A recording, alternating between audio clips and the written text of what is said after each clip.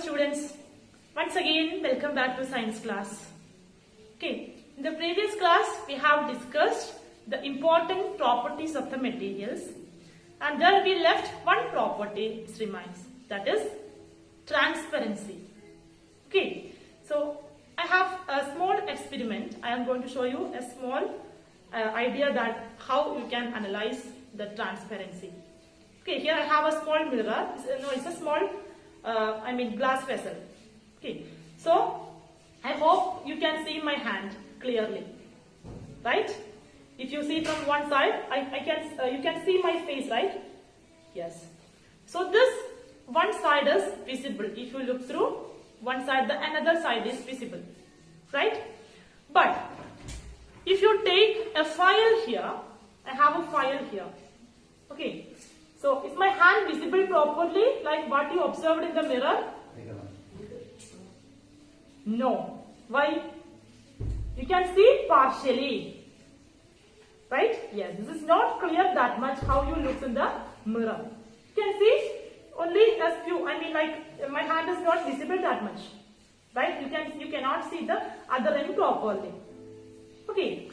And if I have a book here, if I am keeping it just front of me, so is it possible to see my face through this this textbook? No, it is not possible. You cannot see at all. Okay, so you might be thinking that why I am showing these three trials. Okay, students, so we are going to learn the material. We are going to start the classify the materials into three based on the transparency. So the materials can be divided into three. One is transparent materials, then the second is translucent, and the third one is opaque. So what is meant by transparent objects? The materials which through the light passes through the materials and which can be seen easily through one end to another, or one side to or the opposite side.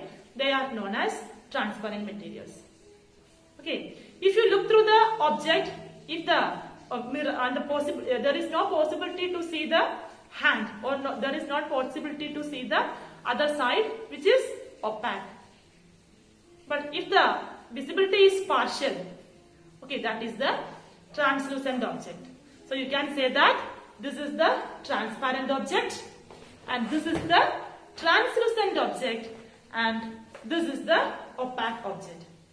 From here, you cannot see anything because light cannot pass through this material, that is opaque. But here, light can be passed partially. Partially the lights are passing through this object. So it is translucent. And here, you can see the other side clearly, which is known as transparent objects. So can you say some examples of transparent object? Mirror, glass, etc. Translucent object, when you talk about, you can see some sort of file, some sort of the pencil box, and butter paper, the oily sponge paper. These are all the examples of translucent object. But the wood, the paper, etc. are the examples of opaque objects. Okay, these are the classification based on the transparency. This is a very, very important classification. Okay, based on the transparency, let us classify the materials into three, that is transparent, opaque, and translucent. Those substances or materials through which things can be seen are called transparent. You can see the example: glass, water, air, and some plastics. Okay, the materials through which we are not able to see are called opaque objects. You can see the examples like wood, metal, plastics, cardboard, wall, tree, etc. And the material through which objects can be seen but not clearly are known as translucent object. You can see the examples like butter paper, oily patch paper, etc. Can you see a picture over here? Okay, you can see the difference between three types of materials. Okay, in the first case it is fully opaque, and the second case you can see translucent, but at last you can see a boy can looking through the mirror which is able to see other side. That is a transparent object. Okay, so this is a major classification of materials based on the transparency. Okay, you can see the difference out of this, the three. Okay, and can you see your mother? Your mother. There, she is storing every food items and every masalas in a mirror box, right? And in a glass container she used to store. And in laboratory you can see all the chemicals are stored in a glass bottles. It should be visible easily. That is why they are keeping in a that glass bottles. Okay, and the sweets in the bakery also, and you can see the flowers in the flower pot for getting attracted. They have been stored in a glass vessels. Okay, and you might have think that why we are using that window that doors by using wood, because people from outside they are not able to see inside our home. Okay, and at last, why sorting of material or object is needed?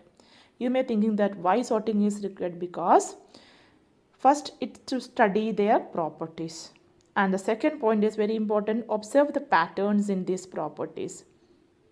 Okay, and this make easy to convenient.